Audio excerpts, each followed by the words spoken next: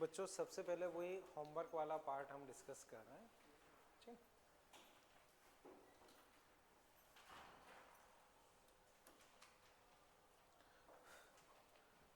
आपका क्या नाम था?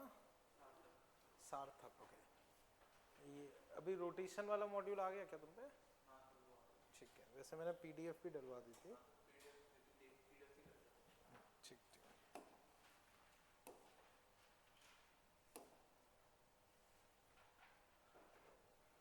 तो ये इलेक्ट्रो वाला तो सब पे आ गया होगा है? ठीक है,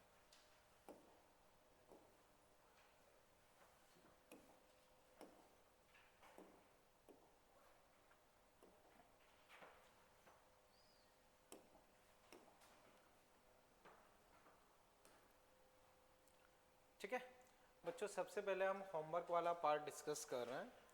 तो होमवर्क वाले पार्ट में बच्चों देखो, सबसे पहले बच्चों सॉल्व एग्जांपल्स मान लो जो मैंने 168 पेज तक दिए थे, 168 पेज तक। तो किसी भी क्वेश्चन में अगर तुम्हें दिक्कत लग रही हो तो बताओ। सॉल्व एग्जांपल में कोई भी क्वेश्चन अगर तुम्हें परेशान कर रहा हो तो बताओ। सॉल्व एग्जांपल कहीं भी दिक्कत, ठीक है ना? ओके, अब बच्चों उसके बाद अगर हम आए तो फर्स्ट एक्सरसाइज में शायद मोमेंट ऑफ इनर्शिया वाला पार्ट मैंने दिया था। तो फर्स्ट एक्सरसाइज में मोमेंट ऑफ इनर्शिया वाले पार्ट में कहीं कोई दिक्कत लग रही हो वो पूछो बच्चों, 7th वाला। ठीक है, और कोई फर्स्ट एक्सरसाइज में बच्चों? बोलो बच्चों, 5th। ठीक है, और बोलो बच्चों। ठीक है, तो बच्चों देखते हैं। ठीक है बच्चों, देखते हैं। तो बच्चों 5 और 7 ये दो मैं डिस्कस कर रहा हूं, उस पर फोकस करते हैं।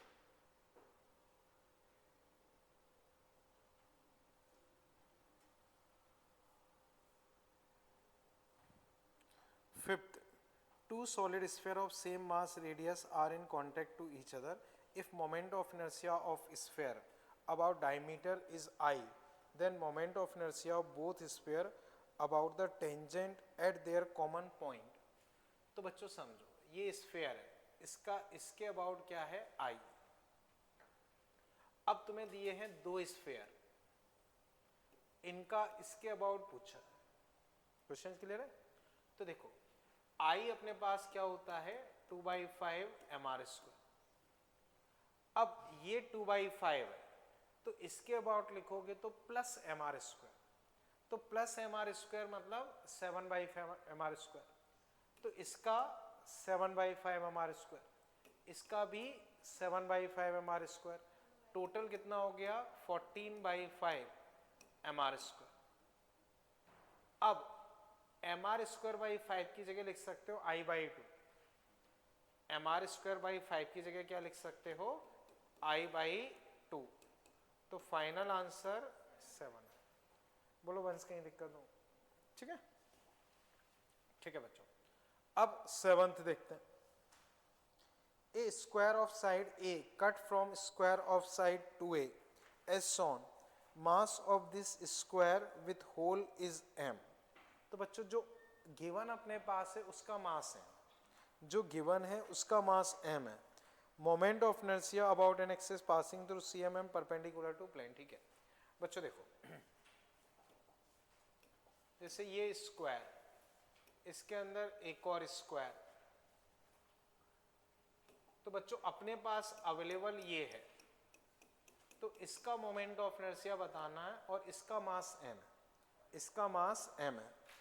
तो बच्चों देखो इतने हिस्से का मास m है, तो पूरे का अगर मान लो मैं इतने हिस्से का अगर एरिया लिखता हूं तो 2a साइड है, तो एरिया 4a² माइनस a² यानी कि 3a²। तो बच्चों जो हिस्सा अपने पास अवेलेबल है उसका मास 3a² एरिया है और उसका मास m है। समझ गए बच्चों? तो बच्चों इतने हिस्से का एरिया क्या है? a²। तो इसका मास क्या होगा? m/3, इसका m। ये चीज समझो बच्चों, जो अंदर अपने पास खाली जगह है उसमें मास क्या होगा? m/3। अगर मान लो मैं उसको अपनी तरफ से फिल कर दूं तो m/3 मास हो। ये चीज समझ पाए बच्चों? अब बच्चों में इस पूरे स्क्वायर का लिखता हूं तो वो होता है ma²/6। उसमें से मैं अंदर वाले का हटा दूंगा तो ma²/6।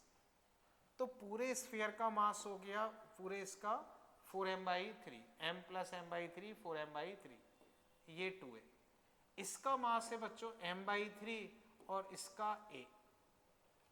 ठीक है, तो अब देखो 16 चौक 64 और नीचे 18 तो सेम ही है।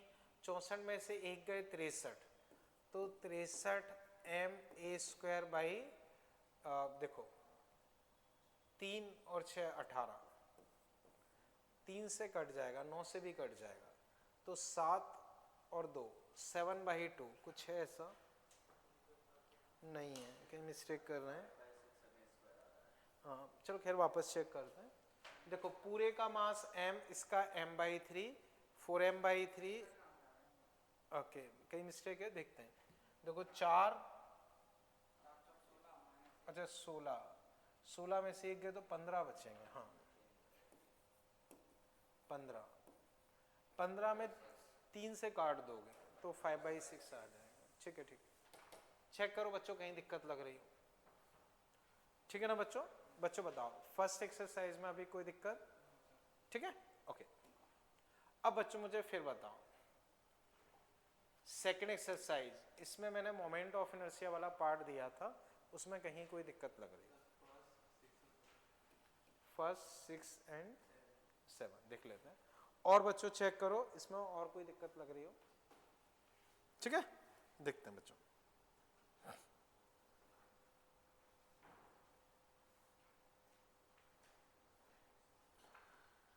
बच्चों देखना, इस circular hole of radius r/4 is made in a thin uniform disk having mass m and radius r as shown in figure. Remaining portion of disk passing through center of mass perpendicular to plane बच्चों निकालना है। ठीक है ना? तो सार्थक समझो बच्चों यहां तक क्लियर है? ठीक है, अब बच्चों देखना ये डिस्क, इसमें बच्चों यहां तुम्हें दी है r/4 की, यहां कितने की दी है बच्चों? r/4 की। तो बच्चों ये डिस्टेंस लिखोगे तो ये डिस्टेंस होगी 3r/4। तो अब ध्यान से समझना, देखो कंप्लीट का m r²/2, हमेशा ऐसे लिखो m r²/2। कंप्लीट का मास m, कंप्लीट की रेडियस ये, ठीक है कोई दिक्कत नहीं। अब उस कैविटी का लिखते हैं, तो कैविटी भी डिस्क है तो m r²/2 वो इसके अबाउट आया प्लस md², तो m d², ऐसे लिख लो, हमेशा ऐसे लिख लो। अब बताता हूं भाई, देखो ये पार्ट तो क्लियर है। अब इस पे आते हैं, तो देखो इसकी रेडियस 1/4 है, 1/4 रेडियस है तो एरिया होगा 1/16, तो मास भी कितना होगा m/16। तो पहले मैंने मास लिख दिया, बोलो मास में कोई दिक्कत? ठीक है, अब इसकी रेडियस लिखूंगा तो वो कितनी है r/4, वो हो गया। अब देखो ये इस एक्सिस के अबाउट आया, हमें इस एक्सिस के अबाउट चाहिए तो कितना शिफ्ट करना पड़ेगा 3r/4। तो हमेशा ऐसे खाली ब्रैकेट रख लो, फिर बाद में सोच सोच के आप डेटा रखो, वो बेटर रहता है। अब इसको कर लेना, वो आ जाएगा। कंसेप्ट समझ पाए ना? ठीक है, ये था बच्चों ये, फिर था अपना 6 7।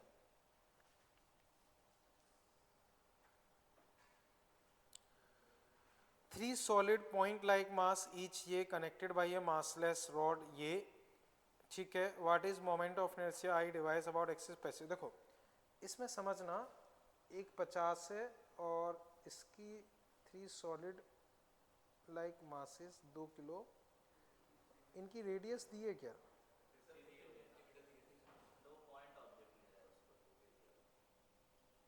फिर तो वो सीधा सही हो जाएगा। रेडियस नहीं है ना इनकी। देखो अगर रेडियस नहीं है तो पॉइंट मास हो गया, पॉइंट मास हो गया तो कुछ करना ही नहीं है, एक का हो जाएगा 2 और डिस्टेंस है 0.5 और ऐसे 3 है तो इंटू 3। अगर वो स्फेयर होते तो 2/5 mr² प्लस करते, लेकिन अगर रेडियस नहीं दिए तो हम पॉइंट मास मानेंगे, बस इससे ही आ जाना चाहिए। समझ गए ना, एक पार्टिकल का हो गया mr², ऐसे 3 है तो इंटू 3, बस खत्म। समझ गए ना, आ रहा है ना इससे, इससे ठीक है ना, बस ठीक है। 7 देखते हैं। The graph shows the moment of inertia of a uniform rod of mass this about axis perpendicular to its length with distance, वो सब ठीक है। अब I0, देखो बच्चों ये ग्राफ है, ये ग्राफ है, तो मैंने आपको बताया था कि सेंटर ऑफ मास के about moment of inertia minimum होता है। तो आप देखोगे I0 minimum moment of inertia है, इसका मतलब I0 अपना ICM होना चाहिए। तो I0 अपने पास होना चाहिए m L²/12। I0 बच्चों हमसे पूछा गया है पर लेंथ मास दिया है, अच्छा ये और दिया है। बच्चों एक चीज और देखो, जब R 0 है, R 0 है तो मोमेंट ऑफ इनर्शिया क्या है 8, तो वन एंड के अबाउट होता है अपने पास m L²/3, वन एंड के अबाउट होता है mL²/3। दोनों को डिवाइड करता हूं तो I0/8 ये कट गए 1/4, तो I0 तुम्हारे पास होना चाहिए 2, तो I0 कितना हो गया 2, ठीक है। I0 2 आ गया तो ए ऑप्शन ठीक है। अब मैं R0 और निकालना है, R0 मतलब L/2 एक तरीके से, तो यहां से L निकालते हैं। देखो 2 इक्वल टू मास हमें दिया है 1.5 L²/12, तो इसको इससे डिवाइड मारोगे तो आएगा 120, 15 8 120 8, तो लेंथ आ गई बच्चों 4। लेंथ 4 है तो बीच वाले पॉइंट पे मिनिमम मोमेंट ऑफ इनर्शिया यानी कि R0 होना चाहिए 2, बीच वाले पॉइंट पे मिनिमम मोमेंट ऑफ इनर्शिया यानी कि R0 2।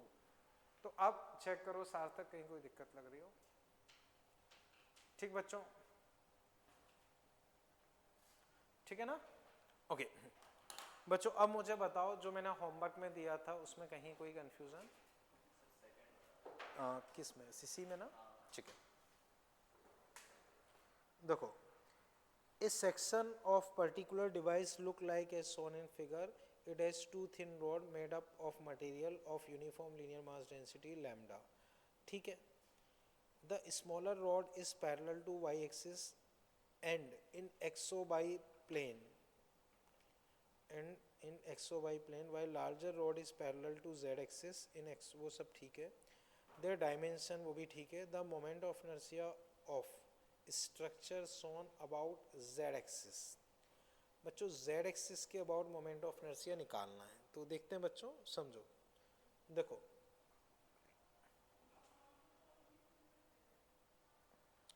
ठीक है बच्चों, डायग्राम थोड़ा सा 3D में तो समझते हैं, ये x, ये y और ये z। बच्चों रॉड तुम्हारी इस तरह से है, ये a और ये z एक्सिस के अलोंग 2a। अब इसके अबाउट बच्चों मोमेंट ऑफ इनर्शिया निकालना, इसके अबाउट, तो सोचते हैं, ठीक है बच्चों। देखो देखना बच्चों, इसमें जो ये वाली रॉड है, बच्चों ध्यान से देखना, जैसे देखो बच्चों ये तुम्हारी z एक्सिस, ये तुम्हारी 2a, तो z एक्सिस के अबाउट निकालना है तो 2a वाली तो ऐसे घूमेगी, समझ लो ना, z एक्सिस ये रही, 2a ये रही, तो 2a वाली तो ऐसे घूमेगी, 2a वाली ऐसे घूमेगी, तो ये तो पॉइंट मास की तरह से हो गया, तो ml², तो इसका मास 2a इंटू लैम्डा, और ये डिस्टेंस अपने पास कितनी है 2a, तो ये डिस्टेंस 2a, तो 2a का स्क्वायर, ये इस रॉड का आ गया, ठीक है। अब दूसरी रॉड को सोचते हैं, ये z एक्सिस, ये 2a पे ऐसे रॉड है, इसको घुमाएंगे, ठीक है ना, समझ लो ना, थोड़ा सा इस तरह से रोटेट करेगी, तो इसमें हम वही फंडा लगाएंगे। देखो इसको ऐसे समझो, ये z एक्सिस हो गई, ये अपनी रॉड हो गई, ठीक है ना, तो ऐसे समझो ये z एक्सिस, ये रॉड, अब इसको u में घुमा रहे हैं, तो पहले हम इसके अबाउट निकालते हैं, तो m a स्क्वायर बाई 12, ये 2a और ये शायद a बाई 2, तो कैलकुलेटिव सा हो गया है। तो अब देखो m a square by 12 plus m इसका स्क्वायर, तो 4a square plus a square by 4, m की जगह तुम लिखोगे a लैम्डा, तो अब चेक करते हैं, 4 चौक 16, 16 एक 17, 17 और 3 को और मल्टीप्लाई कर दो तो 51, 52, तो 52 m a स्क्वायर बाई 12, मास को लिख सकते हो a लैम्डा, या मान लो ये 4 से डिवाइड हो रहा है, तो 13 ma स्क्वायर बाई 3, इसको देखोगे तो ये अपने पास आया, देखो a क्यूब लैम्डा तो अलग कर लो, a क्यूब लैम्डा अलग कर लो, ये आया 8, वहां भी मास को लिखोगे a लैम्डा, तो a क्यूब लैम्डा अलग हो गए, 13 और ये 3, 8 3 24 और 13 37 बाई 3, 37 बाई 3 कुछ है अपने पास C, समझ पाए गौरव? थोड़ा सा 3D में, किसी भी सिचुएशन में दिक्कत लग रही हो पूछो आराम से। ओके बच्चों, अभी चेक करके बताओ इसमें कहीं कोई दिक्कत, चले आगे, ठीक है। अब बच्चों समझो, हमने जैसे जो मोमेंट ऑफ इनर्शिया पढ़े थे, उसी में बच्चों मान लो एक और बस रिजल्ट लिखवा रहा हूँ, उस पर आपके एग्जाम में क्वेश्चन भी पूछा है। जैसे ये सिलेंडर मान लो, ये क्या है, सिलेंडर। बच्चों दो तरह का सिलेंडर हो सकता है, या तो सॉलिड या होलो। तो बच्चों पहले से एक रॉड मान लो, क्या मान लो, रॉड को मैं यूं घुमा रहा हूं, तो बच्चों बताओ रॉड के हिसाब से इसका moment of inertia ml square by 3। अब इसे सॉलिड सिलेंडर मान लो, सॉलिड सिलेंडर, तो बच्चों ध्यान से समझना, ये अभी क्या है, ऐसे घूम रहा है, तो रॉड ml स्क्वायर बाई 3, इसको यूं दबा दिया, सॉलिड सिलेंडर को ऐसे दबा दोगे तो क्या बनेगी, सॉलिड सिलेंडर को ऐसे दबा दो, क्या बनेगी, डिस्क। और डिस्क को अगर तुम ऐसे घुमा रहे हो, डिस्क को अगर तुम इस तरह से घुमा रहे हो, जैसे समझो ये डिस्क है, इसको ऐसे घुमा रहे हो, तो क्या बनेगा, मतलब क्या मोमेंट ऑफ इनर्शिया होगा, mr स्क्वायर बाई 4। तो बच्चों अब समझो, जैसे इस तरह से लिख लो, mi of solid and hollow cylinder, mi of solid and hollow cylinder. तो बच्चों पहले सॉलिड के लिए बच्चों मान लो I1 लिखता हूं, तो एक तो रॉड के हिसाब से ml स्क्वायर बाई 3 और दूसरा डिस्क के हिसाब से mr square by 4। I2 centre of मास, ये क्या है, सेंटर ऑफ मास, तो रॉड के हिसाब से हो जाएगा ml स्क्वायर बाई 12 और इसके हिसाब से mr स्क्वायर बाई 4। अब यही मान लो बच्चों होलो हो, तो होलो का बच्चों इसी पैटर्न से एक बार आप ट्राई करो, जस्ट मैं अभी डिस्कस करता हूं, ठीक है ना, करो बच्चों एक बार।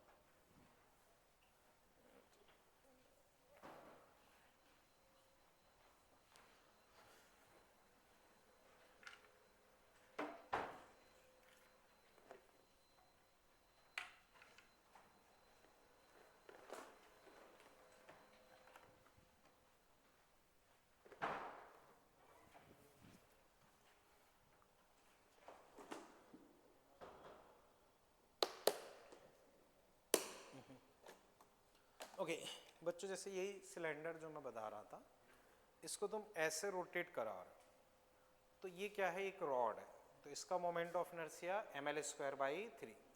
यही तुमने इसे दबा दिया तो तुम्हारे पास एक इस तरह से डिस्क बचेगी, और डिस्क को अगर तुम ऐसे रोटेट करा रहे हो तो कितना होगा, mr स्क्वायर बाई 4।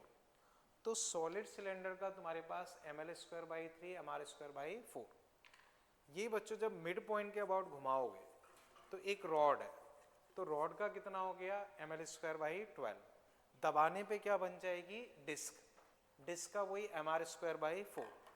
अब बच्चों बताओ ये अगर होलो सिलेंडर हुआ तो क्या होगा, देखो इस पर कोई फर्क पड़ेगा, ये mr²/2, ये भी mr²/2।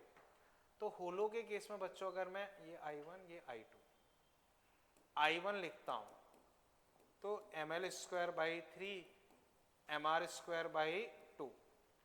I2 बच्चों लिखोगे तो वही ml²/12 mr²/2। समझ गए ना बच्चों। तो बच्चों एक क्वेश्चन आपके जेईई मेन एग्जाम में करीब 8-10 साल पहले पूछा गया था, उसमें ये था एक होलो सिलेंडर ऐसे रोटेट कर रहा है और मोमेंट ऑफ इनर्शिया मिनिमम चाहिए, तो कुछ R/L का रेशो पूछा था। तो एग्जैक्ट तो मुझे याद नहीं, पर उसमें ये कंसेप्ट अपना यूज हो रहा था कि आप मोमेंट ऑफ इनर्शिया ऐसे लिखोगे और फिर फंक्शन बना के डिफ्रेंशिएट करके जीरो करोगे तो वो कुछ रेशो मैक्सिमम मिनिमम जो पूछा था वो निकल आता। ठीक है। बाकी बच्चों जेईई मेंस के हिसाब से एक ट्राइंगल वाला और फॉर्मूला यूज होता है, किस फॉर्मेट में यूज होता है मुझे याद नहीं आ रहा है, वो मैं बाद में लिखवा दूंगा, क्योंकि 2 क्वेश्चन शायद आपके ट्राइंगल में, ट्राइंगल का एक फॉर्मूला तो मैंने लिखवाया बट शायद कोई और फॉर्मेट में भी पूछा गया जो कि कैलकुलेट करना बहुत लेंथी पड़ता है, तो उसको फॉर्मूले की तरह से याद रख लें तो बेटर है, क्योंकि इंटीग्रेशन से सॉल्व करना बहुत मुश्किल पड़ेगा। हाँ वो तो हो जाता है, अब उसमें कौन सा पूछा गया है वो मुझे थोड़ा सा सर्च करना पड़ेगा, तो उस हिसाब से मैं उसको फॉर्मूले की तरह से लिखवा दूंगा, क्योंकि वो सॉल्व कर पाना पॉसिबल नहीं है। ठीक है, यहाँ तक बच्चों कोई दिक्कत।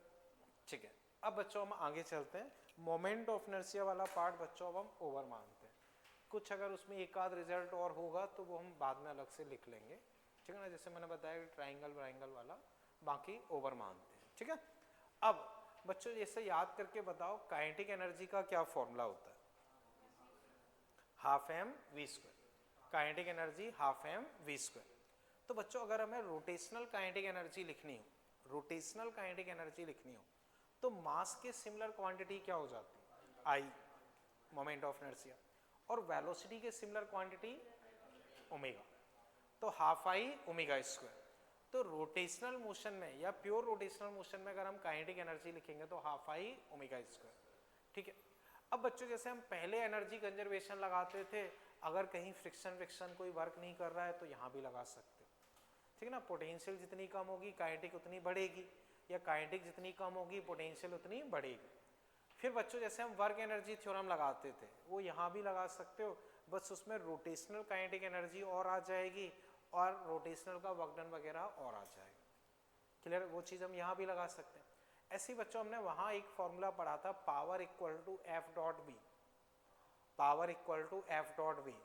तो ऐसे ही बच्चों यहाँ फोर्स के सिमिलर क्वांटिटी अभी हम आगे डिस्कस करेंगे, लेकिन रफली आइडिया होगा, टॉर्क क्या हो जाता है टॉर्क, और वेलोसिटी के सिमिलर क्वांटिटी ओमेगा। तो बच्चों अब इसमें आप लिख लो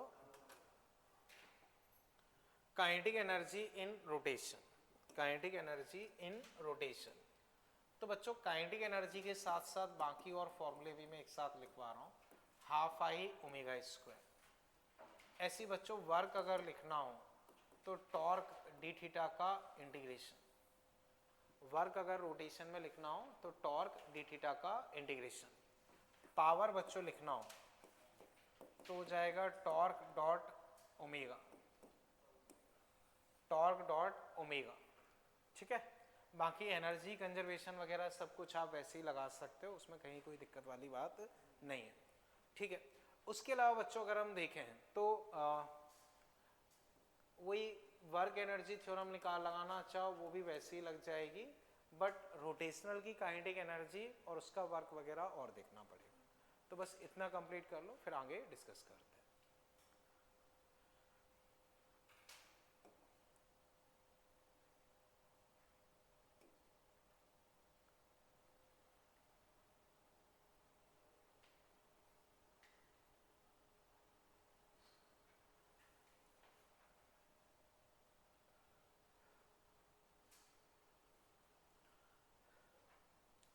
ठीक है बच्चों।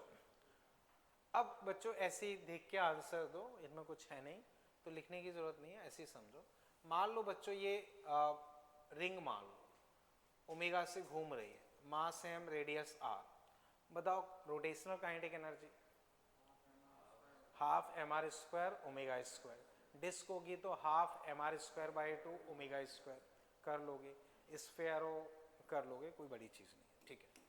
यही बच्चों मान लो रॉड है, इसको ऐसे घुमा दिया ओमेगा से, मास m लेंथ है, बताओ एनर्जी ओमेगा स्क्वायर, कोई बड़ी चीज नहीं, कर लोगे, समझ गए ना बच्चों, कोई दिक्कत। तो सिंपली बच्चों अगर कोई चीज फिक्स है ओमेगा से घूम रही है, तो तुम क्या करोगे, उस एक्सिस के अबाउट आई लिखोगे, ओमेगा लिखोगे, फॉर्मूले में रखोगे, आ जाएगा, खत्म, उससे ज्यादा कुछ भी नहीं है, ठीक है। अब बच्चों वापस समझो, मान लो बच्चों ये सिचुएशन है, जैसे ये यहाँ पे हिंज है, तो बच्चों ये अभी इस सिचुएशन में है, मान लो इस सिचुएशन से मैंने इसको छोड़ा, ये ऐसे हो गई, ये इस तरह से हो गई, ठीक है ना। हिंज का मतलब होता है कि वो इसके अबाउट ऐसे घूम सकती है, मास m लेंथ l। तो बच्चों ये डायग्राम बना लो, फिर मैं क्वेश्चन लिखवाता हूँ, ठीक है ना। बच्चों इसे बना लो, फिर मैं आगे डिस्कस करता हूँ।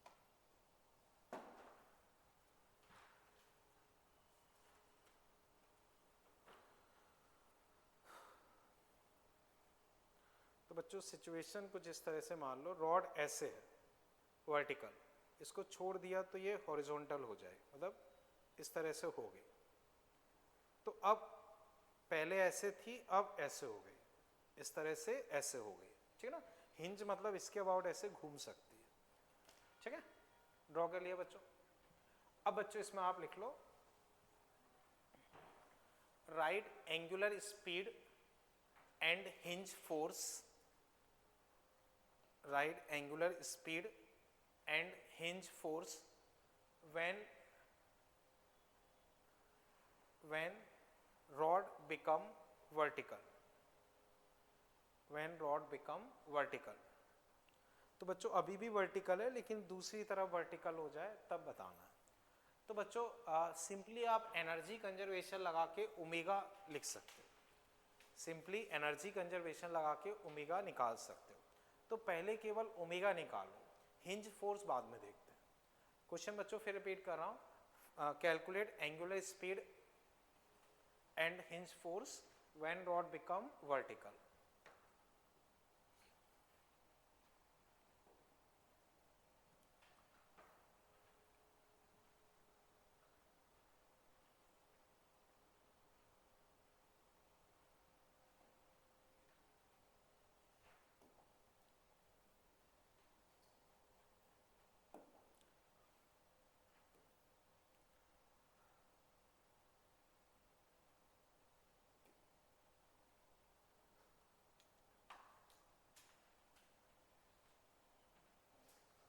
बोलो बच्चों,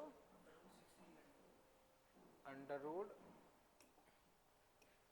6g बाई एल होना चाहिए, मैं डायमेंशनली में चेक करते हैं आंसर, तो मुझे नहीं पता। और कोई जिसका आया हो? आदित्य तुम बताओ, तुमने क्या मेथड लगाया, क्या लगाया?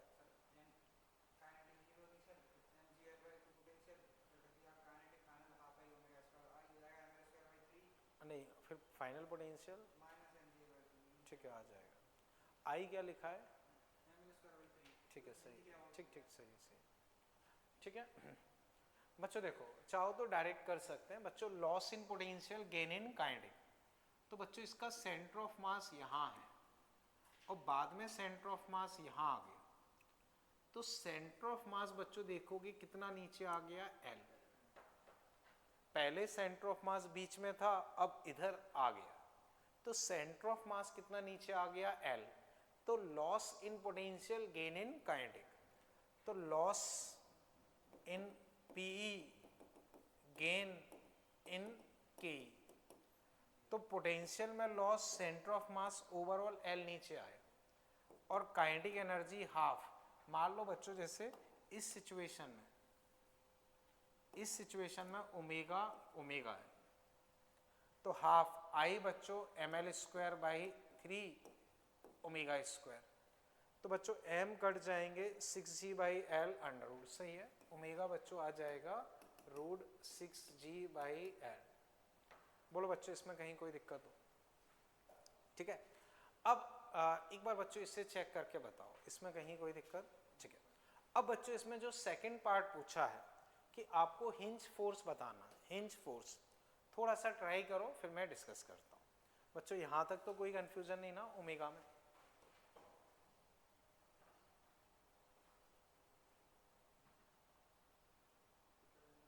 Hinge force, force on hinge, जैसे दो पार्ट थे, एक तो ओमेगा था वो तो हमने निकाल लिया, दूसरा बच्चों में हिंज फोर्स लिखना है। नंदिनी इसमें कोई डाउट तो नहीं? ठीक। अरुण तुम्हें क्लियर है? सिद्धार्थ तुम्हें? ठीक।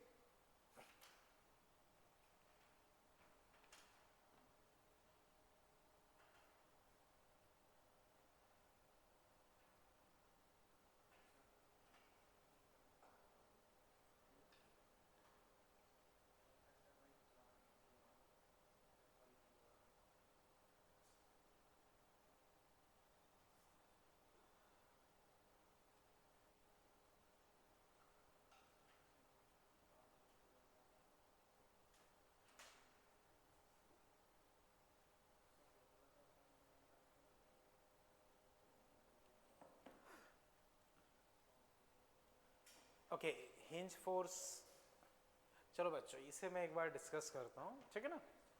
बच्चों ये बताओ ओमेगा में कोई दिक्कत तो नहीं? ओमेगा क्लियर है? ठीक है। अब बच्चों ओमेगा में ही पहले मैं और चीजें डिस्कस कर रहा हूँ फिर हिंज फोर्स पे आता हूँ। बच्चों इसी में कई बार हमसे पूछते हैं कि रॉड ऐसे थी हॉरिजॉन्टल हो गई तब ओमेगा बताओ, तो हॉरिजॉन्टल अगर हो जाएगी तो mg/L/2, यहाँ क्या लिखोगे mg/L/2। मान लो बच्चों 60 डिग्री रोटेट कर गई, 60 डिग्री रोटेट कर गई, तो L/2 यहाँ है, मान लो ये 60, तो L/2 cos 60 मतलब L/4, तो L/2 से L/4 आ गया तो mg/L/4। तो कहने का मतलब ये कि किसी भी एंगल पे अगर आपसे ओमेगा पूछा जाता है, आप सेंटर ऑफ मास को देख सकते हो कितना नीचे आ रहा है, उसके थ्रू निकल आएगा। तो बच्चों बताओ ओमेगा में अभी कोई दिक्कत? ठीक है। अब बच्चों में हिंज फोर्स पे आते हैं, तो हिंज फोर्स पर बच्चों अगर हम देखें तो मान लो यहाँ F फोर्स लग रहा है, इसका अपना mg लगेगा इधर और इसका सेंटर ऑफ मास ऐसे रोटेट कर रहा है L/2 रेडियस में, क्योंकि यहां ये हिंज है। तो अब सेंटर की तरफ नेट फोर्स देखो, पहली स्टेप FVD, दूसरी स्टेप सेंटर, सेंटर यही है, सेंटर की तरफ फोर्स क्या है F, ये अपोजिट है, तो F माइनस mg, सेंटर की तरफ net force mass into centripetal acceleration, तो रेडियस कितनी होगी L/2।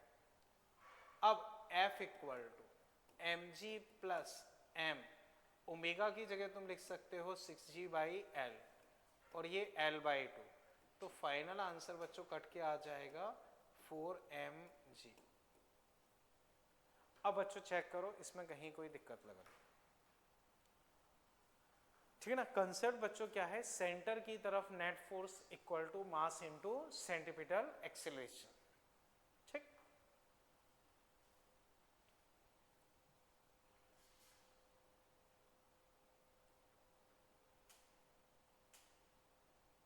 जैसे ये इसका सेंटर ऑफ मास है, बोलो बच्चों अभी यहां तक कोई दिक्कत?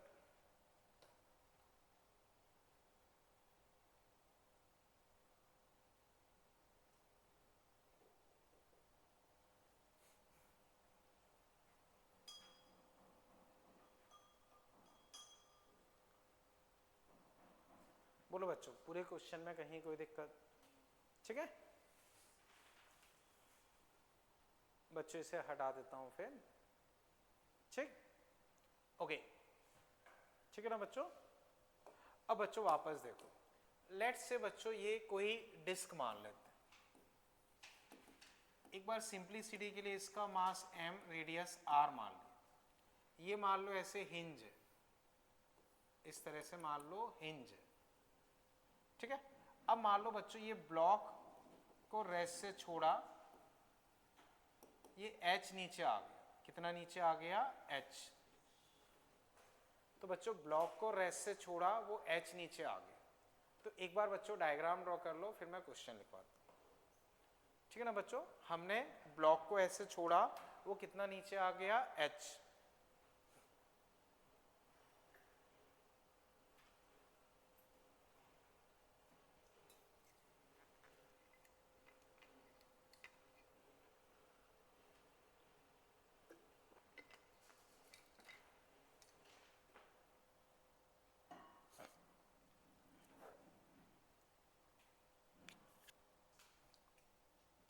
ठीक बच्चों, अब बच्चों इसमें आप लिख लो,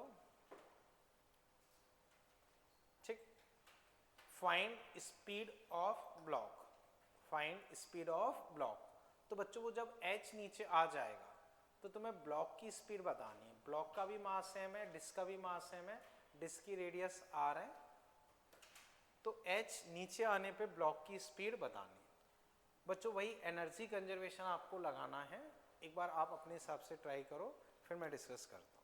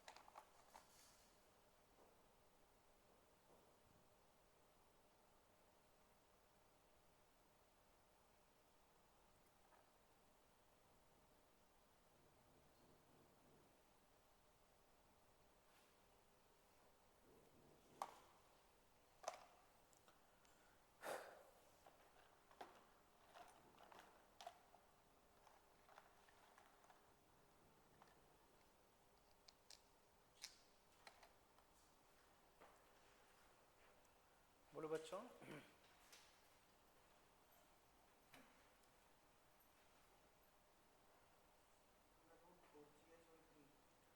ठीक है, क्या किया मुझे बताओ।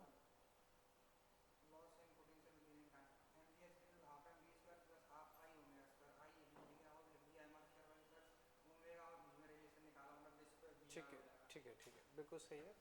बच्चों देखो, ये h नीचे आएगा तो डिस्क तो वहीं की वहीं रहेगी, वो तो अपनी एनर्जी लॉस नहीं करेगी, केवल ब्लॉक एनर्जी लॉस करेगा।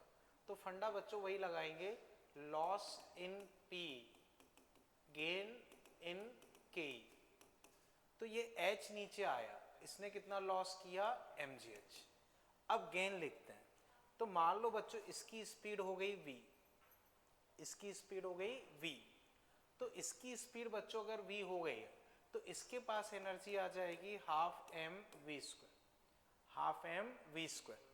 अब बच्चों समझो, जो ये डिस्क है, डिस्क वो भी क्या है, अब साथ साथ घूम रही होगी। तो बच्चों इस पे धागा ऐसे लिपटा हुआ है, ये ब्लॉक अगर v स्पीड से जा रहा है तो इस धागे का हर हिस्सा v स्पीड से जा रहा होगा, तो ये हिस्सा भी v स्पीड से जाएगा।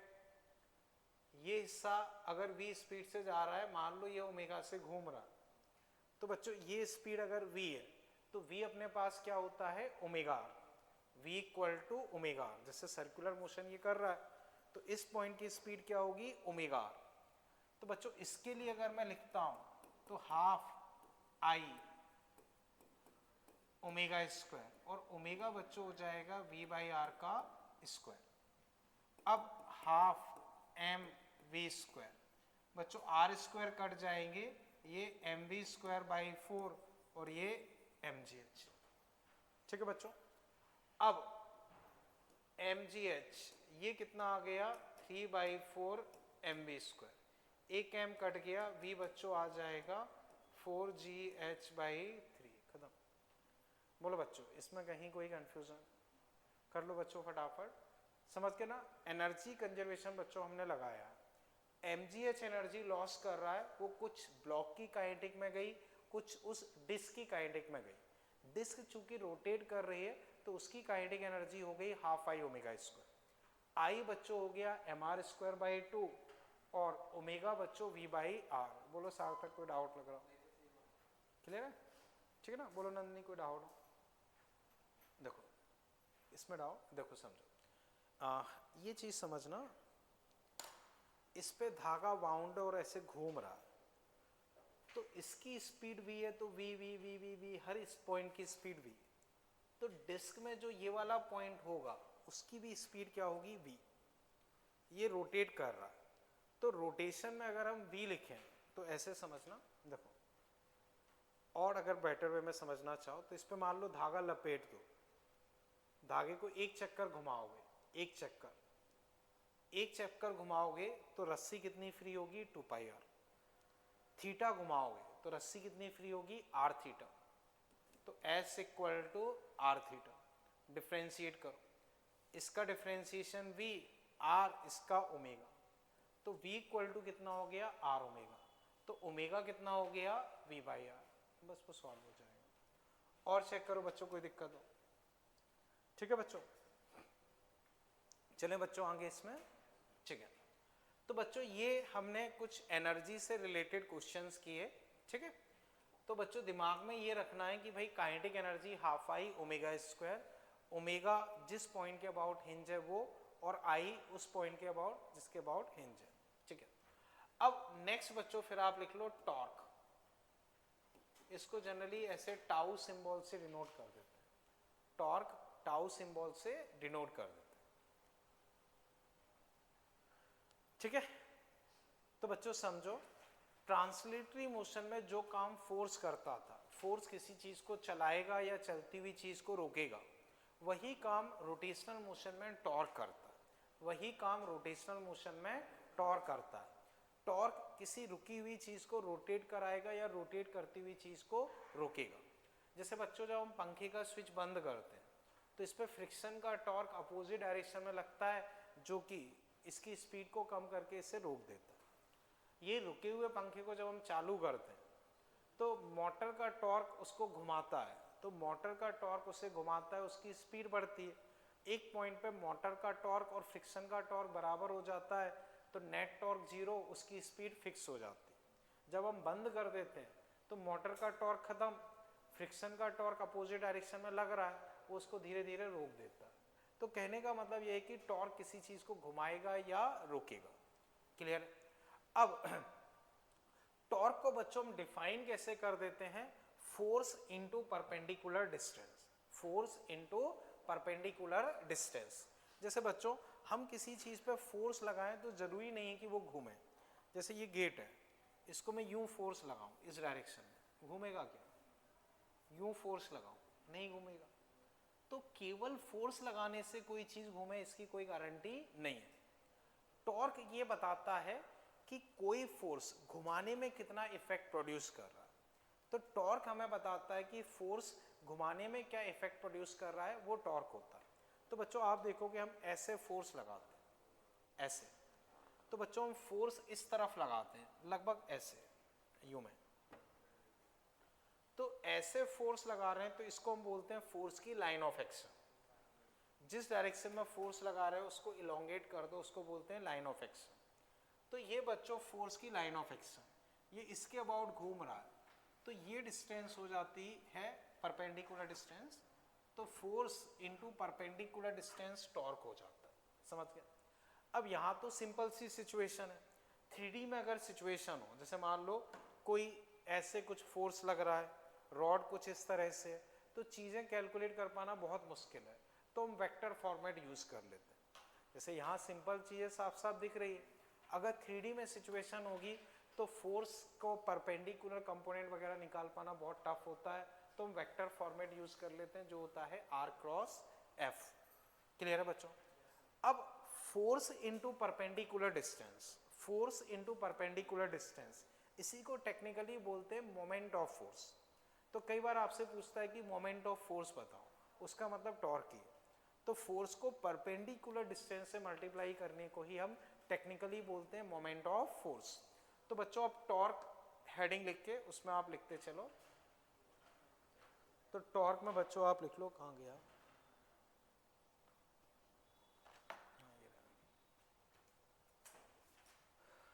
तो बच्चों देखो torque, moment of force is called torque, it is similar to force. तो जैसे ट्रांसलेटरी मोशन में अपना फोर्स होता है वैसे यहाँ टॉर्क हो गया। ऐसा यूनिट बच्चों क्या हो जाएगी, newton into metre. Dimensional formula लिखोगे वही वर्क जैसा ही हो जाएगा, ml²T-2। ठीक है बच्चों, बताओ इसकी ऐसा यूनिट को जूल बोल सकते हैं क्या?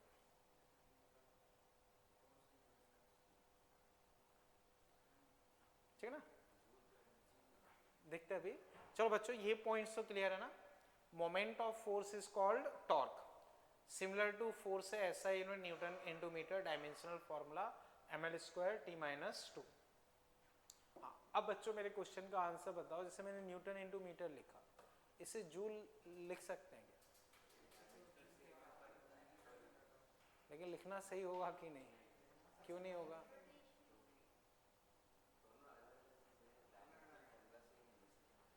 ठीक है देखो, जूल से क्या हो गया, वो एनर्जी हो गया, एनर्जी हो गया तो वो एक स्केलर क्वांटिटी बन गया।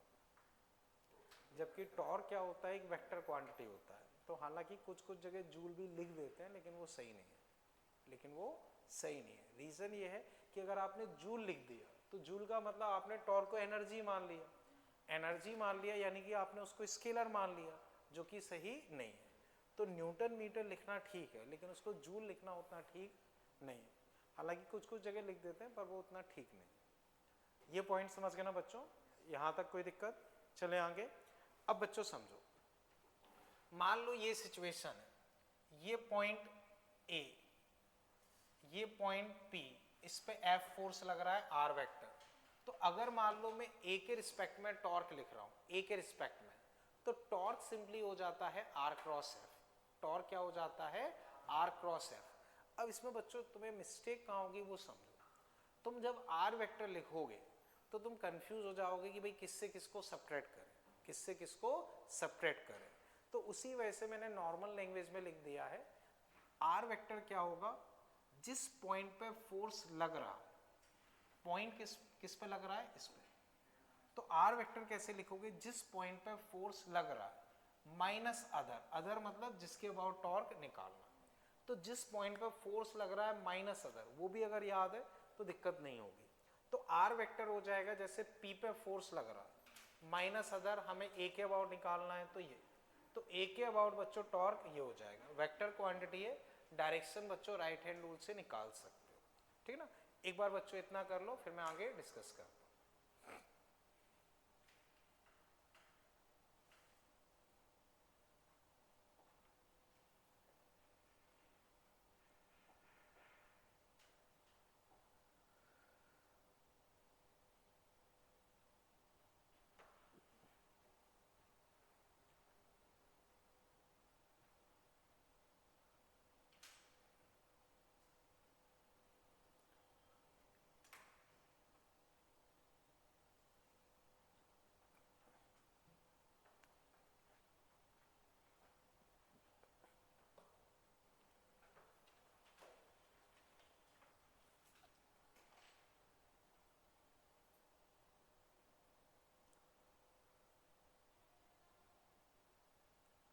ठीक है बच्चों, कर लो जल्दी फिर मैं आगे डिस्कस करता हूँ।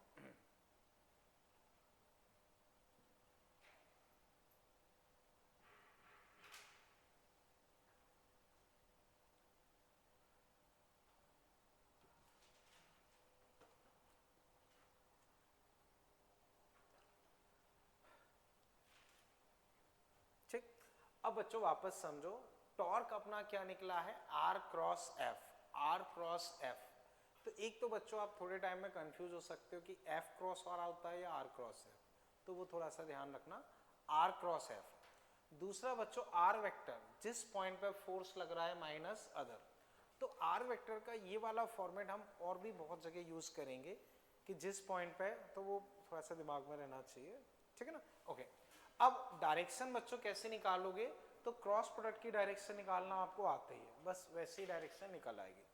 कई बार बच्चों हम उसको सेंस ऑफ रोटेशन की टर्म्स में भी देख लेते हैं। जैसे मान लो बच्चों ये कोई चीज है, मान लो यहां हिंज कर दी, फोर्स इधर लगा रहे हो, बताओ कैसे घूमेगा, ऐसे। तो हम बोल देंगे टॉर्क कैसे है, क्लॉकवाइज। मान लो बच्चों तुमने ऐसे फोर्स लगाया, अब कैसे घूमेगा, क्लॉकवाइज, तो डायरेक्शन क्लॉकवाइज। तो कई बार हम सेंस के टर्म्स में भी डिस्कस कर लेते हैं। मान लो बच्चों यहां फोर्स लगा दिया, अब तो डायरेक्शन क्या हो जाएगी, एंटी क्लॉकवाइज। तो एंटी क्लॉकवाइज यानी कि आउटवर्ड। तो कई बार आउटवर्ड बोल देते हैं, कई बार एंटी क्लॉकवाइज भी बोल देते हैं। तो दोनों तरह से यूज कर लेते हैं, सेंस ऑफ रोटेशन की तरह से भी यूज कर लेते हैं और इनवर्ड आउटवर्ड वो भी यूज कर लेते हैं। इतना क्लियर है बच्चों, यहां तक कोई कंफ्यूजन, इसे बच्चों हटा देता हूं, ठीक है। अब बच्चों समझो, देखो लेट से बच्चों मैंने बोल दिया ये कोई P पॉइंट है 2,0, -3, इस पे बच्चों मान लो फोर्स लग रहा है सपोज 2i -3j + 4 की, ठीक है ना। अब बच्चों एक सिंपल सा एग्जांपल कर लेते हैं, find torque with respect two point 1, -2 and 3। एक बार बच्चों ट्राई कर लो, फिर मैं आगे डिस्कस करता हूँ।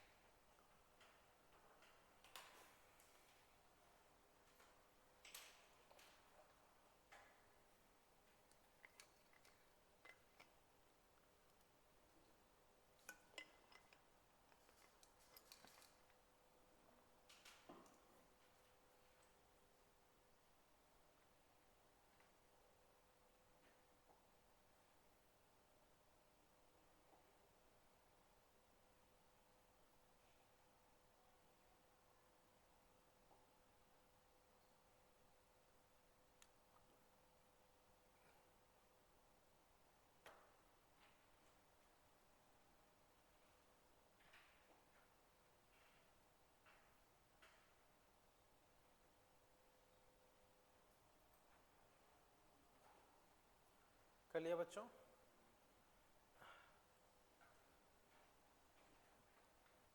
जैसे बच्चों आर वेक्टर अगर मैं लिखता हूं, तो जिस पॉइंट पर फोर्स लग रहा है माइनस अदर, तो I + 2j -6k। बच्चों चेक करो सही लिखा है। अब बच्चों टॉर्क अगर मैं लिखता हूं, टॉर्क तो R क्रॉस F, तो I j k 1, 2, -6, 2, -3, 4। बच्चों आप लोगों ने कर लिया होगा, क्या आ रहा है, -10i माइनस, चेक करो बच्चों सही है ना, यही है ना, ठीक है। अब बच्चों क्वेश्चन का पर्पस क्या था वो डिस्कस करते हैं, पहले यहां तक समझ लो, ये चीज क्लियर है ना, ठीक है।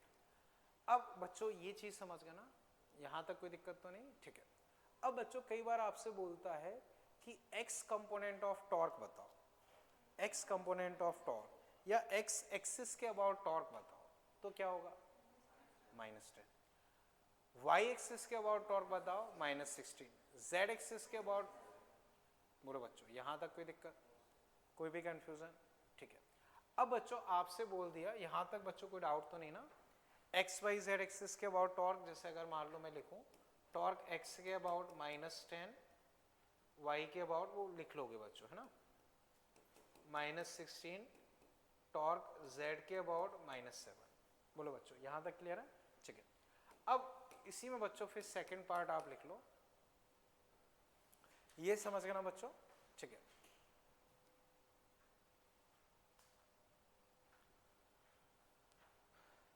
ठीक, फाइंड टॉर्क अबाउट एक्सिस, बच्चों इस तरह से लिख लो, find torque about axis which is along I plus 2j minus 2k. Find torque about axis which is along I plus 2j minus 2k. अब बच्चों थोड़ा सा ट्राई करो, फिर मैं डिस्कस करता हूँ. बच्चों वो 3 पार्ट क्लियर है ना, एक्स वाई जेड वाला, ठीक.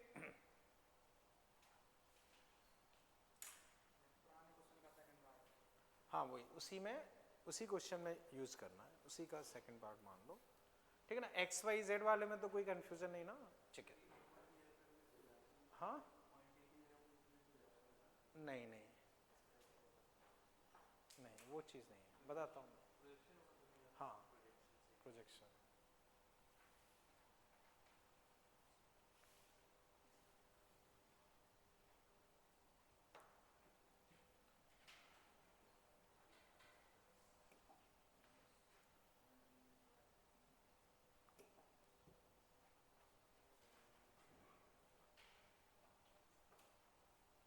कर लिया.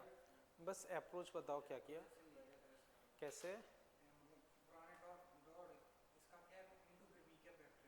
सही है बच्चों, समझो. देखो मान लो मुझे x के अलोंग टॉर्क चाहिए, तो x के अलोंग यूनिट वेक्टर i, उससे डॉट प्रोडक्ट लो -10. y के अलोंग चाहिए तो j, डॉट प्रोडक्ट लो, आ गया. अब मुझे इसके अलोंग चाहिए, तो मान लो बच्चों इसको मैंने n वेक्टर बोल दिया, तो n के बच्चों मेरे पास हो जाएगा i plus 2j minus 2k upon इसका मैग्नीट्यूड 3.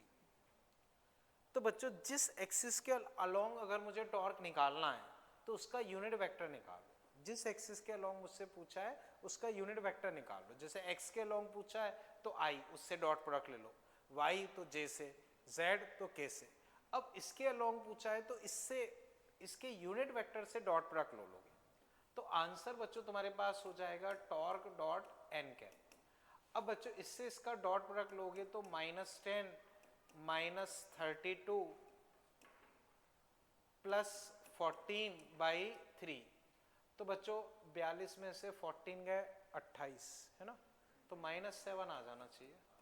चेक करो अगर कहीं दिक्कत हो. समझ गए ना. तो मैंने इस पर्पज से क्वेश्चन डिस्कस किया था कि आपसे अगर किसी भी पर्टिकुलर एक्सिस के अलोंग टॉर्क पूछता है तो आप उसके यूनिट वेक्टर से डॉट प्रोडक्ट लेके निकाल सकते. बताओ बच्चों कहीं दिक्कत हो. अभी इस क्वेश्चन में कहीं भी डाउट लग रहा हो तो पूछो. समझ गए ना. अब बच्चों इसे पैक करते हैं. तो समझो बच्चों, जब भी शुद्ध वेक्टर फॉर्म में क्वेश्चन हो आई जे के, तो उसमें फिर दिमाग नहीं लगाना है, केवल मैथ्स लगाना.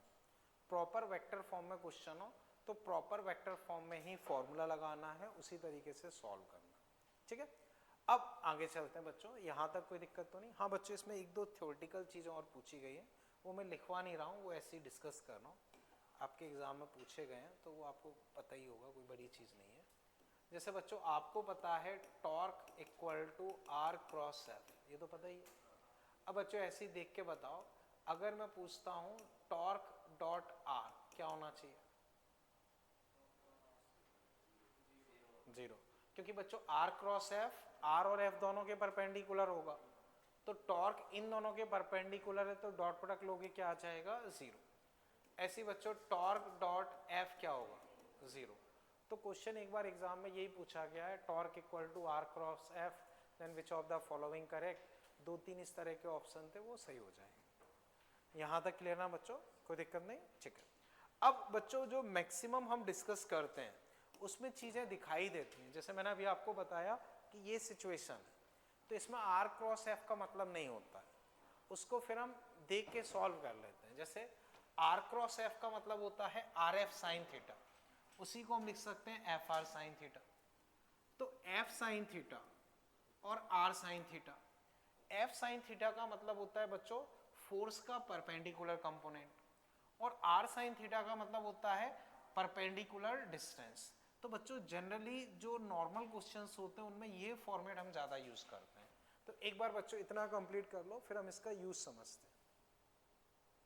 और डायरेक्शन के लिए बच्चों हम लॉजिक यूज कर लेते हैं. जैसे अभी हम देख रहे थे क्लॉकवाइज या एंटी क्लॉकवाइज, वैसे ही लॉजिक यूज कर लेते. तो अधिकतर क्वेश्चन में बच्चों हम क्या यूज करेंगे? Force into perpendicular distance, force into perpendicular distance या डिस्टेंस इनटू परपेंडिकुलर फोर्स। समझ गए ना बच्चों? इसका मतलब है distance into perpendicular force, distance into perpendicular force या फोर्स इनटू परपेंडिकुलर डिस्टेंस। अधिकतर क्वेश्चन में बच्चों हम ये फॉर्मेट ज्यादा यूज कर लेते हैं। क्लियर है बच्चों? अभी इसमें कहीं कोई कंफ्यूजन? ठीक है, ठीक बच्चों, ओके। बच्चों इसे हटा देता हूं फिर, ठीक। अब बच्चों देखना, ऐसे देख के आंसर बताओ बच्चों, मैं लिखवा नहीं रहा हूं। देखो, मान लो जैसे इस पेन को मैंने ऐसे गिराया तो नीचे जाएगा, तो इस पे mg का फोर्स कहां लगेगा? नीचे। अब मान लो बच्चों जैसे मैंने ये पॉइंट ले लिया a, ये डिस्टेंस मान लो x0, तो बच्चों ऐसे देख के बताओ इस mg का a के अबाउट टॉर्क क्या होगा? mg x0। क्यों बच्चों?